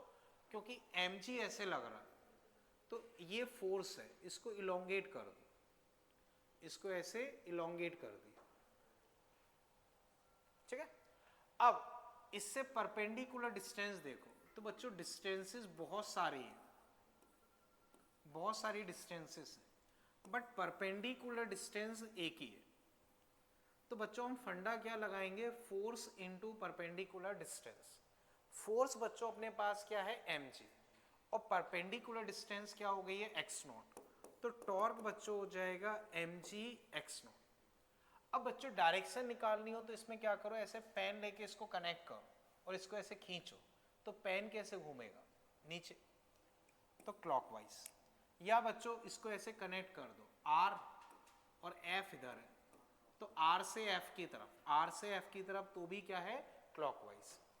R ये हो गई है, F ये हो गई है, तो R से F की तरफ मतलब क्लॉकवाइज। समझ पाए? अब बच्चों सोच के बताओ, जब पार्टिकल यहां है तो टॉर्क कितना है? अब यहां आ जाए तो यहां आ जाए, यहां आ जाए, तो टॉर्क टाइम के साथ कांस्टेंट है या वेरिएबल? समझ गए बच्चों? कोई दिक्कत इसमें? ठीक है। अब बच्चों इसे समझो, मान लो m मास के पार्टिकल को u स्पीड से थीटा एंगल पे फेंका, m मास के पार्टिकल को u स्पीड से थीटा एंगल पे फेंका है। अब बच्चों इसमें आप टॉर्क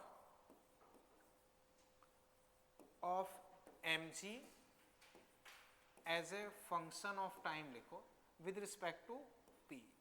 ये मान लो पॉइंट p है, torque of mg as a torque of mg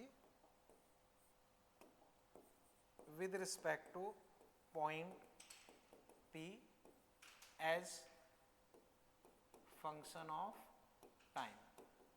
simple सा ये बच्चों, एक बार ट्राई करो। ये मान लो 0 पे फेंका गया, t इक्वल टू 0 पे पार्टिकल को फेंका है, तो as a function of time gravity का टॉर्क तुमको P के अबाउट लिखना है। एक बार बच्चों लिख लो, फिर मैं आगे डिस्कस करता हूँ।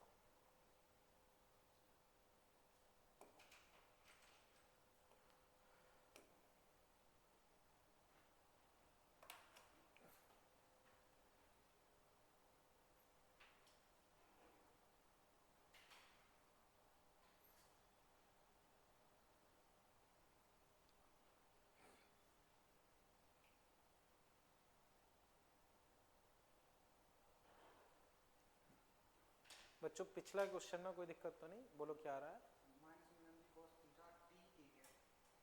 ओके, आपने वेक्टर फॉर्म में लिख दिया, ठीक है। एक सेकेंड रुकना, माइनस का mg cos theta into you, ठीक, ठीक है, ठीक है।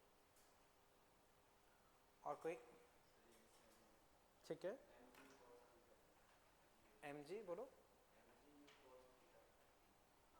ठीक है। बच्चों मैं डिस्कस करता हूँ, समझो। मान लो पार्टिकल ऐसे जा रहा है, किसी टाइम पे मान लो वो यहाँ है, यहाँ है, तो बच्चों mg का फोर्स इधर लगेगा, ठीक है। मान लो t टाइम पे वो यहाँ है, तो बच्चों इस पॉइंट से परपेंडिकुलर डिस्टेंस ये होगी, क्योंकि बच्चों ये लाइन ऑफ एक्शन है, तो इस लाइन ऑफ एक्शन से परपेंडिकुलर डिस्टेंस ये होगी, तो ये अपने पास होगी इधर की speed u cos theta into T, क्योंकि बच्चों इधर की रफ्तार फिक्स होती है u cos थीटा, तो t टाइम में इधर कितना चला जाएगा u cos थीटा t। तो बच्चों अगर मैं टॉर्क लिखूंगा तो mg तो फोर्स हो गया, डिस्टेंस लिखूंगा तो u cos थीटा t, बस खत्म। हाँ, डायरेक्शन लिखना चाहो तो बच्चों ऐसे घुमा रहा है क्लॉकवाइज, तो या तो हम क्लॉकवाइज बोल सकते हैं, और अगर इसे एक्स वाई एक्सिस बोल रहे हैं तो माइनस के, या तो क्लॉकवाइज, अभी चलो क्लॉकवाइज लिख देते हैं, प्लस उसे छोड़ो, और बाकी अगर मैं एक्स वाई एक्सिस मानता हूं तो इनवर्ड मतलब माइनस के। समझ के ना बच्चों? बोलो कोई दिक्कत हो इसमें? समझ पाए बच्चों इसे? ठीक है। अब बच्चों ऐसे ही देख के बताओ, अगर मैं इसका टाइम के साथ ग्राफ बनाऊंगा तो कैसा बनेगा? लीनियर, क्योंकि M G U cos theta सब फिक्स है, तो straight line passing through origin, straight line passing through origin. अब बच्चों ये इसमें कोई दिक्कत? अब बच्चों ऐसे ही देख के बताओ, इसमें दो चीजें थोड़ी सी स्टैंडर्ड रहती हैं, थोड़ी ज्यादा पूछते हैं। देखो, हाईएस्ट पॉइंट पे टॉर्क पूछते हैं। क्या पूछते हैं? हाईएस्ट पॉइंट पे। तो हाईएस्ट पॉइंट पे अगर चाहिए तो चाहो तो इसमें टाइम की जगह लिख सकते हो 2u sin थीटा बाई जी का आधा, 2u sin थीटा बाई जी का आधा। या बच्चों ऐसे समझो, जब हाईएस्ट पॉइंट पे होगा तो ये डिस्टेंस कितनी होगी? तो mg into R by two. अब दो थोड़े से क्वेश्चन ज्यादा पूछते हैं, एक हाईएस्ट पॉइंट पे टॉर्क बताओ तो mg और ये distance r by two, range तो हमें रटा होता है, उससे कर सकते हो।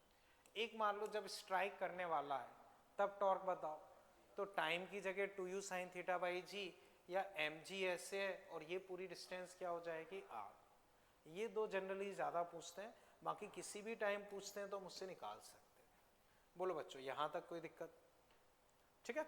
अब बच्चों समझो ये हमने टॉर्क पढ़ा, इसमें एक और फॉर्मेट होता है जो और ज़्यादा यूज होता है, वो होता है फिक्स एक्सिस, और वही अपने सिलेबस में रहता है। जैसे बच्चों ये पंखा अभी घूम रहा है तो इसकी एक्सिस फिक्स है, वो नहीं बदल रही। इसी में अगर मान लो हम ये स्विंग ऑप्शन चालू कर दें, अब होगा या नहीं ये मुझे नहीं पता, चलो हो रहा है, ठीक है।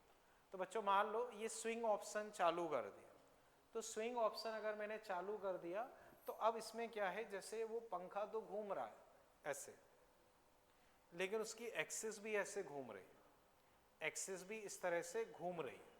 तो अपने सिलेबस में जो रहता है वो फिक्स एक्सिस रोटेशन ही रहता है, फिक्स एक्सिस रोटेशन ही रहता है, एक्सिस इस तरह से रोटेट नहीं करती। हालांकि एक दो बार क्वेश्चन आ चुके हैं, बट वो आउट ऑफ सिलेबस ही माने जाते हैं, उसके लिए हम अलग से बहुत चीज़ें नहीं पढ़ते। तो अब कंक्लूजन समझो, अधिकतर जो हमसे या सिलेबस में ऑफिशियली जो है वो फिक्स एक्सिस रोटेशन है। तो फिक्स एक्सिस में क्या होता है? एक्सिस फिक्स रहती है, एक्सिस फिक्स रहती है। जैसे बच्चों ये गेट है तो इसकी एक्सिस फिक्स है, वो इसी के अबाउट घूमेगा, इसी के अबाउट घूमेगा, ये अपनी फिक्स एक्सिस है। अब बच्चों कुछ पॉइंट्स के आंसर दो, फिर मैं बाद में आपको लिखवा दूंगा, ठीक है? समझो ये गेट है बच्चों, अगर मैं इस पे ऐसे फोर्स लगाऊंगा, बच्चों बताओ कोई टॉर्क आएगा? ऐसे फोर्स मान लो मैं यूं इसको उठा रहा हूं, नहीं घूमेगा, टॉर्क क्या हुआ? जीरो। तो अभी बच्चों में एक पॉइंट लिखवा दूंगा, बट समझो, अगर फोर्स एक्सिस के पैरेलल है, अगर फोर्स एक्सिस के पैरेलल है तो उसका टॉर्क क्या होगा? जीरो। समझ गए? ठीक है। अब फिर समझो बच्चों, मान लो मैं यूं फोर्स लगा रहा हूं, ऐसे इधर खींच रहा हूं, घूमेगा क्या? तो बच्चों यहां फोर्स ये रहा, इसको इलोंगेट करो तो इसकी लाइन ऑफ एक्शन वहीं से पास कर रही, फोर्स की लाइन ऑफ एक्शन अगर वहीं से पास कर रही है तो वो कोई टॉर्क प्रोड्यूस नहीं करेगा। फोर्स की लाइन ऑफ एक्शन अगर एक्सिस से पास कर रही है तो कोई टॉर्क प्रोड्यूस नहीं करेगा। बच्चों मान लो मैं ऐसे एंगल पे यूं फोर्स लगा रहा हूं, अब घूमेगा? क्योंकि इसकी लाइन ऑफ एक्शन अभी भी एक्सिस से पास कर रही है, वो नहीं घूमेगा। बच्चों मान लो मैं इस तरह से कुछ फोर्स लगाता हूं, तो उसमें एक कंपोनेंट ये, एक ये, तो ये तो नहीं घुमाएगा, घुमाएगा कौन? ये। समझ गए ना? तो अब बच्चों इस तरह से आप लिख लो, torque with respect to fix axis, torque with respect to fix axis, torque with respect to fix axis, ठीक है? तो इसमें बच्चों आप लिख लो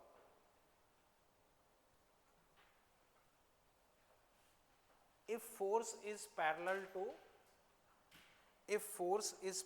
to axis of rotation, if force is parallel to axis of rotation, then it will not produce any torque.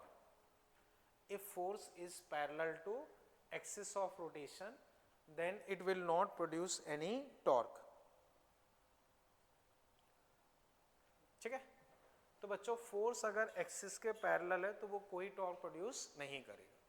एक और point बच्चों लिख लो, if line of action of force passes through axis, if line of action of force passes through axis, then it will not produce any torque. If line of action of force passes through axis, then it will not produce any torque. ठीक है बच्चों, यहां तक कोई confusion? ठीक है, अब बच्चों देखते हैं, समझो बच्चों, जैसे मान लो बच्चों ये हिंज है, ये हिंज है, ठीक, ये गेट मान लो बच्चों, गेट ऊपर से देख रहे हो तो इस तरह की कोई सिचुएशन मान लो, तो यहाँ हिंज है, ये 4 मीटर, ये 4 मीटर. बच्चों मान लो जैसे यहाँ मैंने फोर्स लगा दिया 10 न्यूटन, यहाँ बच्चों मैंने फोर्स लगा दिया सपोज 20 न्यूटन, यहाँ फोर्स बच्चों लगा दिया सपोज 50 न्यूटन, ये एंगल 37. उसके अलावा बच्चों मान लो मैंने यहाँ एक फोर्स लगा दिया लेट्स से 10 न्यूटन और एंगल बच्चों मान लो 60 डिग्री. ठीक है, अब बच्चों ये सिचुएशन है, और भी फोर्सेस हो सकते हैं, चलो मान लो एक आध और लगा देता हूँ. एक यहाँ फोर्स लगा दिया मान लो 3 न्यूटन. ठीक है, अब बच्चों आप इस पे नेट टॉर्क कैलकुलेट करो, एक बार अपने हिसाब से ट्राई करो, फिर मैं डिस्कस करता हूँ. ठीक है ना बच्चों, सिचुएशन समझ गए ना, हिंज है उस तरह से, इस पे कई सारे फोर्सेस लग रहे हैं, आपको नेट टॉर्क लिखना.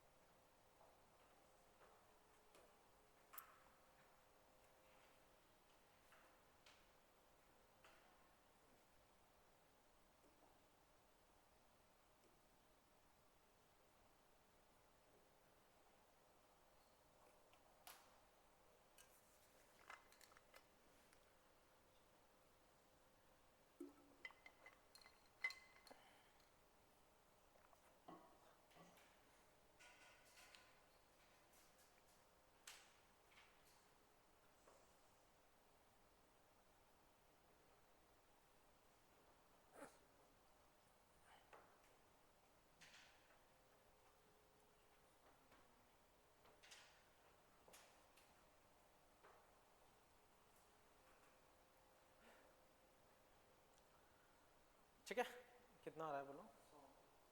100. देख लेते हैं अभी.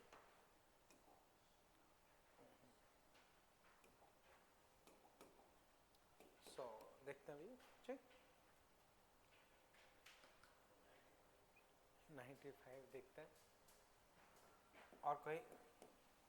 ठीक है बच्चों, चलो देखते हैं, समझो 100 देखते हैं. ठीक बच्चों, देखो ये अपनी रॉड हो गई. बच्चों बताओ ये कोई टॉर्क देगा? तो इसको भूल जाओ, इसको तोड़ोगे cos 60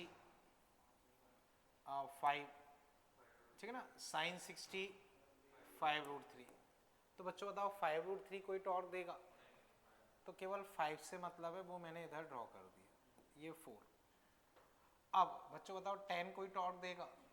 तो उसको छोड़ दो, ये 20. इसको तोड़ोगे तो इधर जो कंपोनेंट आएगा वो आएगा cos, यानी कि 40, ये 30. तो 40 कोई देगा? तो इस 30 से मतलब है। बोलो बच्चों, ये 4 और ये भी 4 मीटर, ये अपने पास बचा। अब इनमें भी चाहो तो 20-30, इसकी जगह अकेला एक 10 मान लो, अकेला एक 10 इधर मान लिया, एक इधर 5 मान लिया, 4 और ये 4। बोलो बच्चों कोई दिक्कत हो?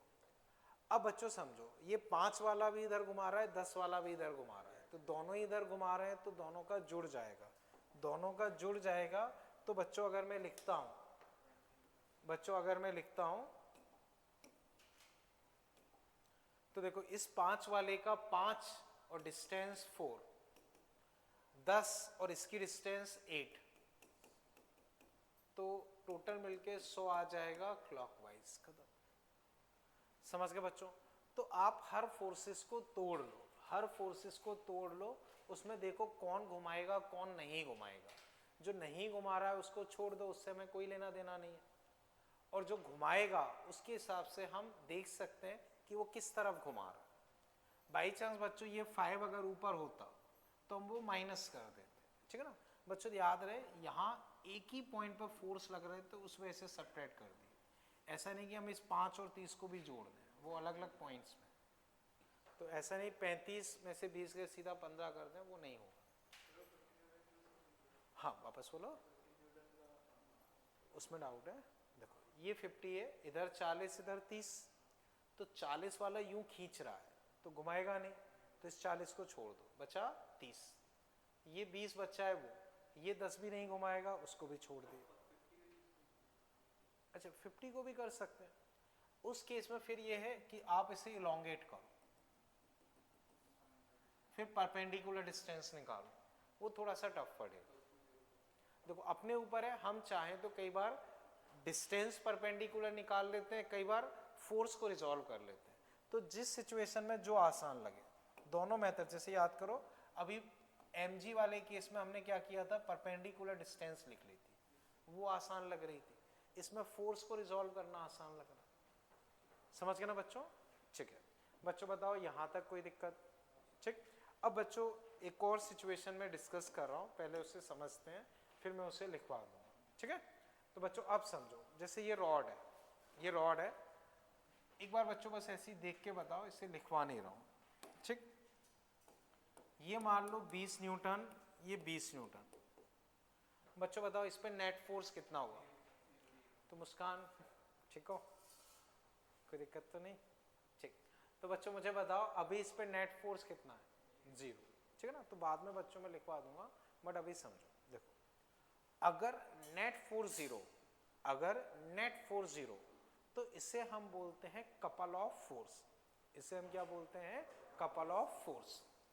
अब इस केस में बच्चों क्या होता है, जो टॉर्क होता है वो पॉइंट पे डिपेंड नहीं करता है। जैसे बच्चों एक चीज मैं बताता हूं, अभी मान लो ये नहीं है, बताओ नेट फोर्स 0 है क्या? अब बच्चों बताओ इस पॉइंट के अबाउट टॉर्क कितना होगा? इस पॉइंट के अबाउट ये फोर्स नहीं है, कितना होगा? 0।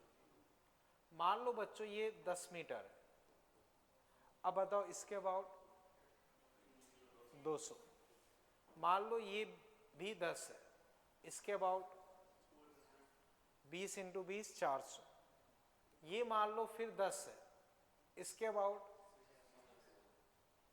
तो बच्चों यहां देखोगे तो टॉर्क किस पॉइंट के अबाउट निकाल लो उस पर डिपेंड करता है। तो जनरली बच्चों टॉर्क किस पॉइंट के अबाउट तुम निकाल रहे हो उस पर डिपेंड करता है, ठीक है ना? अब ध्यान से समझना, मैं फिर बाद में लिखवा दूंगा।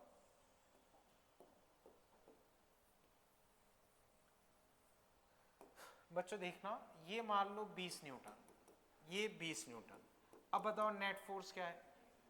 0। अब मान लो बच्चों जैसे ये मैंने 10 और 10 लिया, नेट फोर्स क्या है? 0। अब बच्चों मान लो मैं इस पॉइंट के अबाउट टॉर्क निकालता हूं, बताओ इसका क्या हुआ? उसका 20 × 20 400 इधर। अब मिड पॉइंट के अबाउट निकालता हूं, 20 × 10 200 इधर, 20 × 10 200 इधर, 400। इस पॉइंट के अबाउट निकालो, 0 400। मान लो इस पॉइंट के अबाउट निकालो, तो मान लो ये 10 है, 10 20 30, 20 × 30 600 इधर, -200 इधर 400। बच्चों आप इसके किसी के भी अबाउट निकालोगे हमेशा वही आएगा। तो अब कंक्लूजन समझो, दो इक्वल और अपोजिट फोर्स लग रहे हो तो उसे हम बोलते हैं कपल ऑफ फोर्स। उस केस में बच्चों नेट फोर्स क्या हुआ, 0।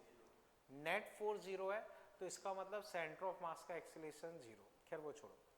इस केस में क्या होता है, जो टॉर्क होता है, टॉर्क वो रेफरेंस पॉइंट पे डिपेंड नहीं करेगा, आप किसी भी पॉइंट के अबाउट निकाल लोगे वो वही आएगा। क्लियर है? अब बच्चों जरूरी नहीं कि 2 ही फोर्स हो, 3 फोर्स हो, 4 फोर्स हो, 5 फोर्स हो, ठीक है ना। मान लो बच्चों जैसे ये सिचुएशन है,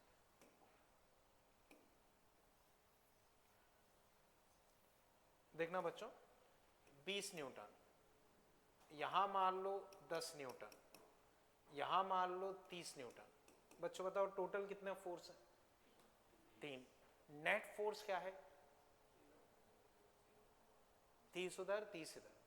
तो जब भी नेट फोर्स 0 होगा, जब भी नेट फोर्स 0 होगा तो आप किसी भी पॉइंट के अबाउट टॉर्क निकाल के देखना वो वही आएगा। किसी भी पॉइंट के अबाउट तुम टॉर्क निकाल के देखना, इसके अबाउट चेक करो, इसके अबाउट चेक करो, इसके अबाउट चेक करो, किसी के भी अबाउट चेक करना, एक ही आंसर आएगा। तो जब कभी नेट फोर्स 0 होगा तो टॉर्क जो होगा वो रेफरेंस पॉइंट पे डिपेंड नहीं करेगा। क्लियर है?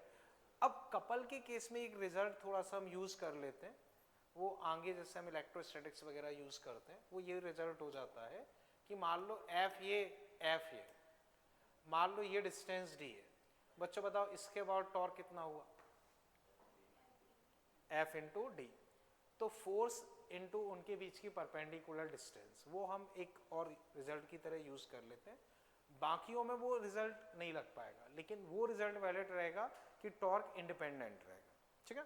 अब बच्चों इसमें फिर आप लिख लो torque due to couple of force, torque due to couple of force.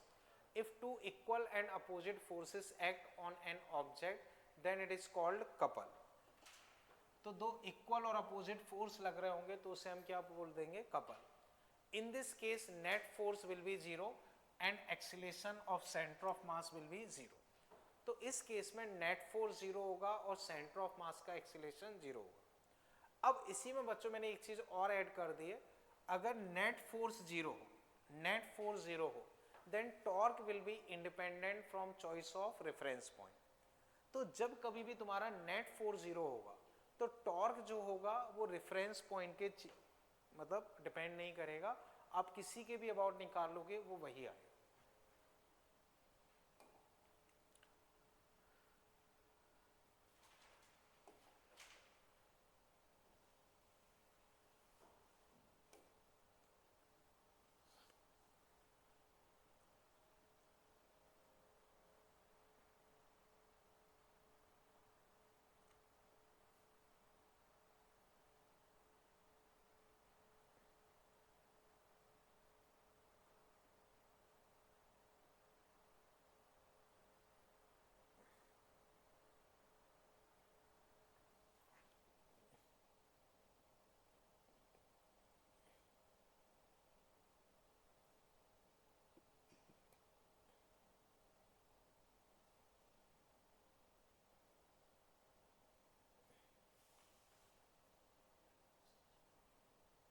ठीक है बच्चों,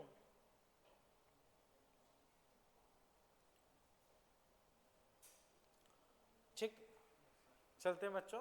अब वापस समझते हैं बच्चों, यहां तक कोई दिक्कत तो नहीं।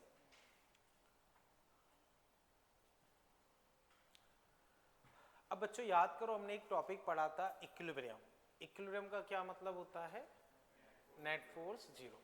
तो बच्चों वहां पे हम एक्चुअल में ट्रांसलेशनल इक्विलिब्रियम पढ़ना चाह रहे थे, तो उस वजह से हमने बोल दिया था कि नेट फोर्स 0। तो अगर ऑब्जेक्ट ट्रांसलेशनल इक्विलिब्रियम में तो नेट फोर्स क्या होगा, 0। यही मान लो बच्चों अगर ऑब्जेक्ट रोटेशनल इक्विलिब्रियम में तो उस पर क्या होना चाहिए, नेट टॉर्क 0। उस पर क्या होना चाहिए, नेट टॉर्क 0। और अगर वो कंप्लीट इक्विलिब्रियम में तो उस पर दोनों चीजें 0 होनी चाहिए, नेट फोर्स भी और नेट टॉर्क भी। क्लियर है बच्चों? यहां तक कोई दिक्कत? हटा दूं बच्चों इसे? ठीक है। अब बच्चों इक्विलिब्रियम, तो हम बोल सकते हैं कि ट्रांसलेशनल इक्विलिब्रियम के लिए नेट फोर्स 0, नेट फोर्स मतलब सभी का वेक्टर सम। रोटेशनल इक्विलिब्रियम के लिए नेट टॉर्क 0, और कंप्लीट इक्विलिब्रियम के लिए हम बोल सकते हैं net force and net torque दोनों ही 0 होने चाहिए। समझ गए बच्चों? तो translational equilibrium net force 0, rotational equilibrium net torque 0, और कंप्लीट इक्विलिब्रियम दोनों 0।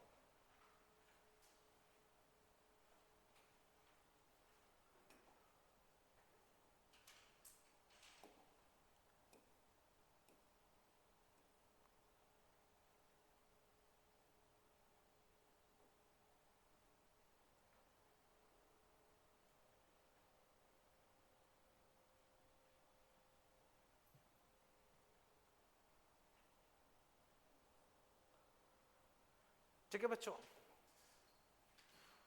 बच्चों से हटा दो, ठीक है ना। अब बच्चों जैसे मान लो ये ट्रायंगुलर प्लेट है,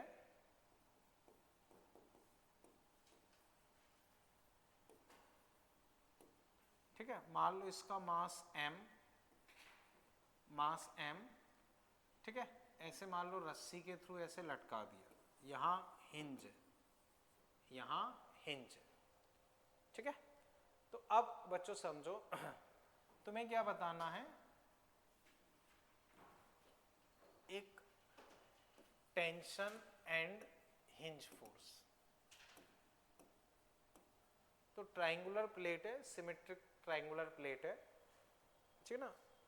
एक आइसोस्केलस ट्रायंगुलर प्लेट मान लो, ठीक। तो आपको बताना है टेंशन एंड हिंज फोर्स। एक बार आप अपने हिसाब से ट्राई करो, फिर मैं डिस्कस करता हूँ। क्वेश्चन समझ गए ना बच्चों? एक ट्रायंगुलर प्लेट को हमने ऐसे हैंग करके लटका रखा है। जैसे मान लो यही ट्रायंगुलर प्लेट है, यहाँ तो कील लगा दी और यहाँ धागे से लटका दिया, तो ऐसे टिकी हुई है। इसी तरह से आइसोस्केलस ट्रायंगल है, मास m है, तो टेंशन बताना है और हिंज फोर्स बताना है।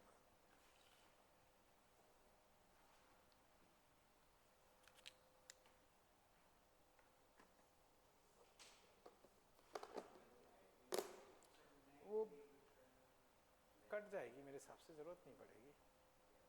जैसे हाइट चाहो तो मान लो मेरे हिसाब से कट जाना चाहिए, अगर नहीं कटता है तो कोई बात नहीं, एक बार ले सकते। चलो मान लो ये हाइट h दे दी,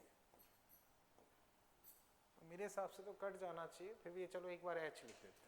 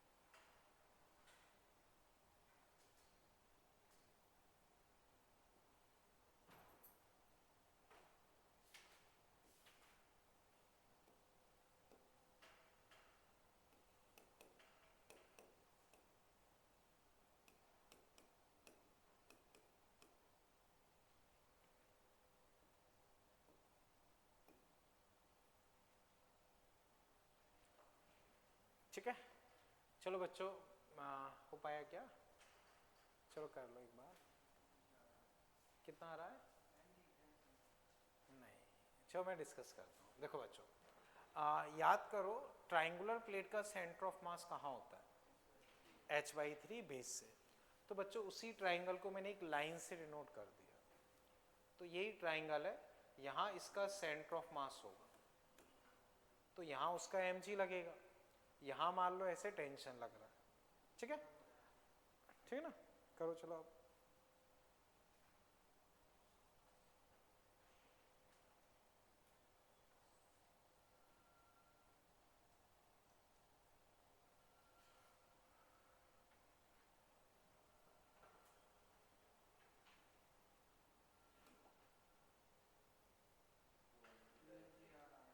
टेंशन क्या आ रहा है 2 mg और हिंज फोर्स आ जाएगा नहीं 2 mg टेंशन 2 mg/3 आ सकता है और हिंज फोर्स फिर आ जाएगा mg/3। तो खैर बच्चों एक बार फिर देखते हैं, समझो इस ट्राइंगल को मैंने एक लाइन से रिप्रेजेंट कर दिया, थोड़ा बनाना और समझा पाना आसान होगा और कुछ नहीं। तो ये अपना हिंज पॉइंट है, ये हिंज पॉइंट है, इस पे मान लो फोर्स F लग रहा है, इस पॉइंट पे मान लो T लग रहा है, इसका सेंटर ऑफ मास बेस इधर है तो बेस से इधर होता है h/3 पे, तो ये mg मैंने सेंटर ऑफ मास पे लगा दी। ये क्लियर है? अब बच्चों उसे देखो, क्या ये कहीं मूव कर रहा है, क्या ये कहीं रोटेट कर रहा है? तो ये कंप्लीट इक्विलिब्रियम में। अब बच्चों इस पे नेट फोर्स 0 है, नेट फोर्स 0 तो हम किसी भी पॉइंट के अबाउट टॉर्क बैलेंस कर सकते हैं। अभी मैंने बताया था अगर इस पे नेट फोर्स 0 है तो हम किसी भी पॉइंट के अबाउट देखेंगे टॉर्क वही आएगा। अब चूंकि ये घूम नहीं रहा है तो इस पे नेट टॉर्क 0 है, तो किसी भी पॉइंट के अबाउट नेट टॉर्क क्या होगा 0। तो फिर हमें देखने की जरूरत नहीं कि हम कौन सा पॉइंट है, हर के अबाउट 0 रहेगा। तो मान लो मैं balancing torque with respect to hinge, तो बच्चों यहां कील लगा दो। अब फील करो कि भाई तुम इसी पे फोर्स लगा के खींच रहे हो तो घुमाएगा क्या? नहीं, तो ये तो घुमाएगा नहीं। तो बच्चों जब भी टॉर्क कैलकुलेट करो ऐसे पेन रख लो, उससे थोड़ा आइडिया लगेगा। फिर mg नीचे घुमा रहा, टेंशन ऊपर घुमा रहा, mg की डिस्टेंस क्या है 2h/3, तो mg नीचे घुमा रहा है, वो ऊपर घुमा रहा है, उसकी डिस्टेंस h। अगर दोनों का घुमाना बराबर हो जाए तो वो घूम नहीं पाएगा, तो टेंशन अपने पास कितनी आ गई 2 mg/3। mg इधर घुमा रहा है, वो उधर घुमा रहा है, अगर दोनों बराबर हो जाए तो वो घूम नहीं पाएगा, खत्म, एक आंसर। अब हमें बच्चों f निकालना है, तो वो ऐसे मूव नहीं कर रहा, ऐसे मूव नहीं कर रहा है, तो f + t किसके बराबर हो जाएगा mg के। f t बच्चों हम निकाल चुके हैं 2 mg/3 mg, तो f यहां से आ जाएगा mg/3। ठीक है बच्चों, बाकी चाहो तो कई बार आप इसके थ्रू जिस पॉइंट के अबाउट टॉर्क लेके कर सकते हो, आंसर वही आएगा। ठीक, अब बच्चों इसमें आप समझो, जैसे आप अपने मॉड्यूल में देखोगे पेज 173 जो थ्योरी वाला पार्ट है, पेज 173, उसमें लिखा हुआ है relation between torque and angular acceleration, relation between torque and angular acceleration. उससे पहले के सॉल्व एग्जांपल ट्राई कर लेना, क्वेश्चंस काफ़ी मिक्सअप हैं तो उनको मैंने छांट नहीं पाया है, तो वो मैं एक बार छांट लूँगा, फिर आपको थोड़ा सा तोड़ के और बता दूंगा। तो अभी तो इतना ही कर लेना, बाकी फिर बच्चों देखते हैं। ठीक है, ओके बच्चों।